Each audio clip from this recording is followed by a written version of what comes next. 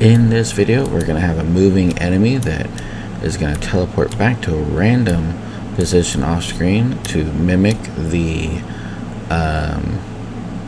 spawn manager, because we haven't created that yet. But we're going to have that, and we're going to be able to kill it. We're also going to be able to have it destroy our player. So let's get into the video. By the end of this video, you should be able to talk about a trigger enter method. You should be able to talk about comparing tags as well and explain those, as well as create a few custom methods and our enemy game object. Welcome back to video 4. In this video, we have our ship, we have lasers. Now we need targets to hit. In this video, we're going to build our enemy prefab, program its movement, and tackle one of the core critical systems in game development, collision detection. Let's start by building our physical object. First, what we're going to need to do is we can actually this time, let's just drag our enemies right out here into our scene. If you press F on the keyboard, then it will focus in and zoom in on that object.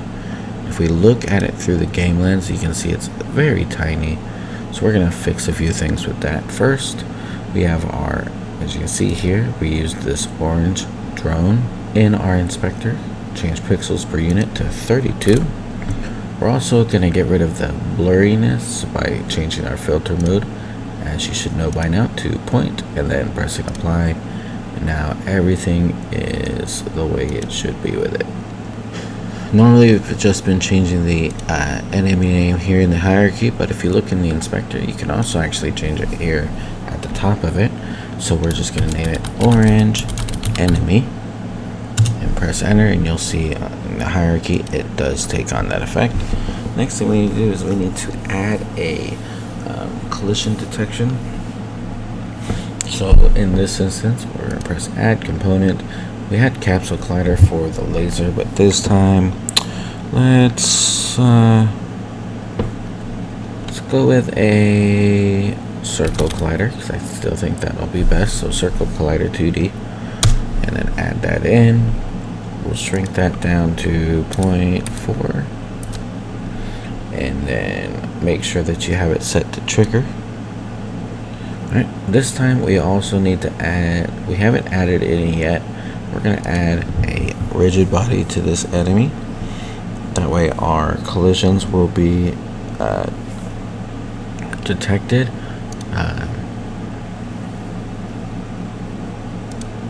So what we need to do is come over here to our add component, type in rigid body, or rig, R-I-G this time, and then you have two.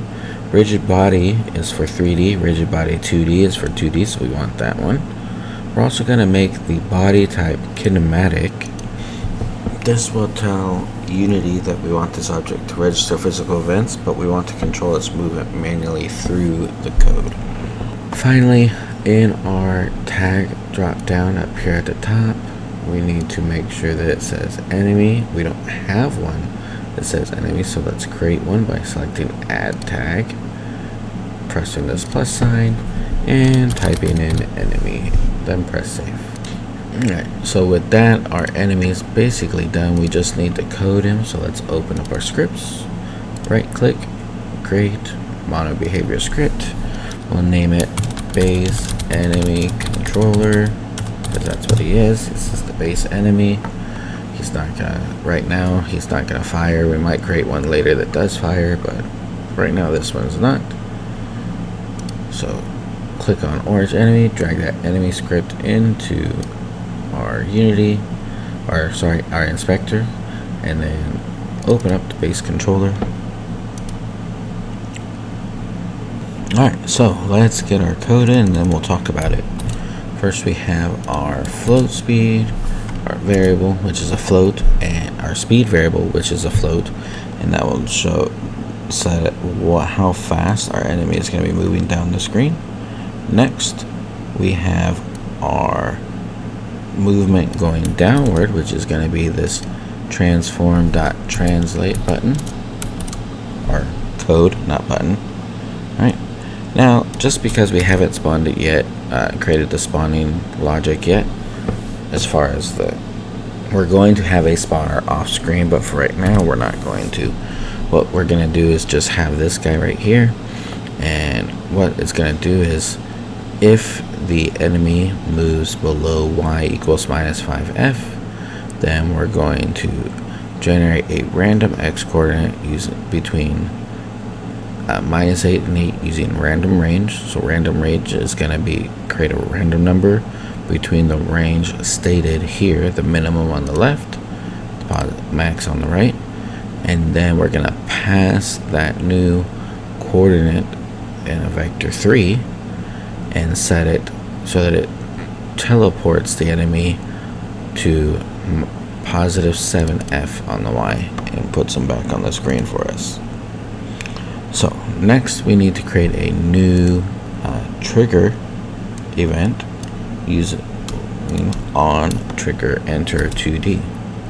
So let's paste that in there. So what this is going to do is when the collider overlaps with another trigger collider, this method is going to start firing off, and it passes the collider 2D data of the object that it hit, and we're calling that data other. So that's the name of the data. First, we're going to check to see if the tag of the other is named laser, and if it's true, we're going to call the destroy other game object. So that's going to destroy the laser. Then we're going to call destroy again on this game object, and it's going to destroy the enemy. If the player hits the enemy, then what we're going to say is else. We have this other if conditional statement. So else if the other tag is actually the player, then we're going to get the player controller component. We're going to pass through player damage, which is red because we haven't actually defined that on our player. We'll do that here soon, and then we're going to destroy this game object again. So let's go ahead and save that. Now we need to upgrade the player. So in our player controller, if you've been following along, you should be able to just click on the tabs at the top. We're going to create a new custom method in our player. This one is going to be very simple. Now, public void damage lives minus equals 1. So we're saying when damage is run, we're going to remove our lives by 1. And if lives hit is less than 1, then we're going to say destroy this game object. Now, this is red because we don't have a lives variable. So what we're going to do is we're going to add that right now.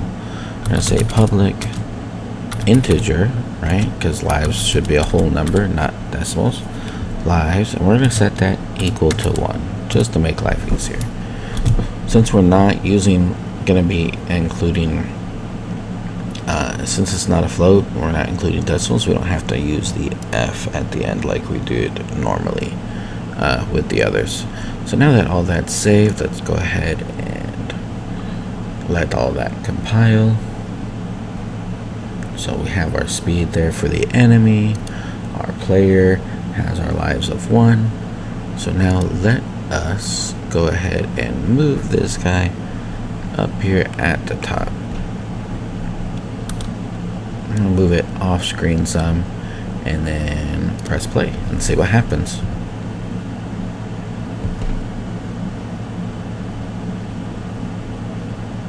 Alright, so they both destroyed. So there's that. Now let's restart it.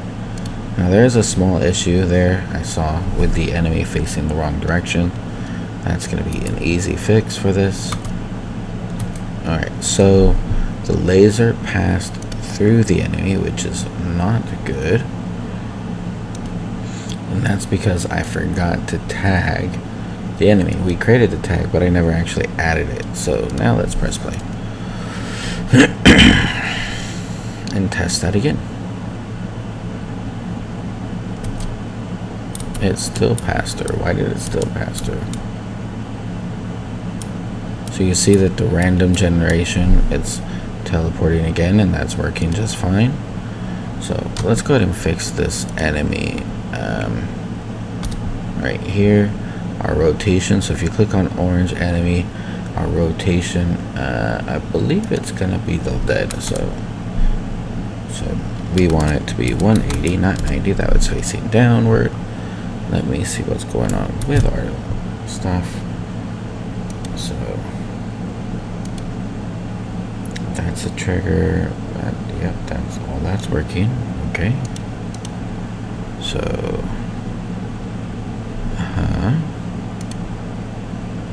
did I tag the laser? I did not. See, that's another one. I forgot to tag the laser, so make sure your laser's also tagged. We created a tag in the last video, and then I didn't add it. So let's try this again.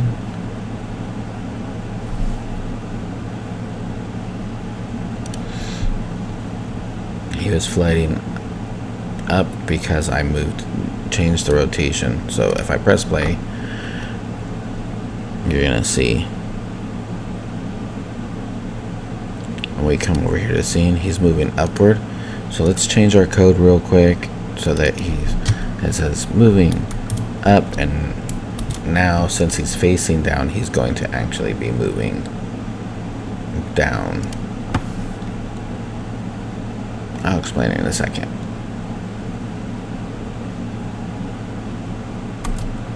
There we go. Now it destroys. He's moving downward.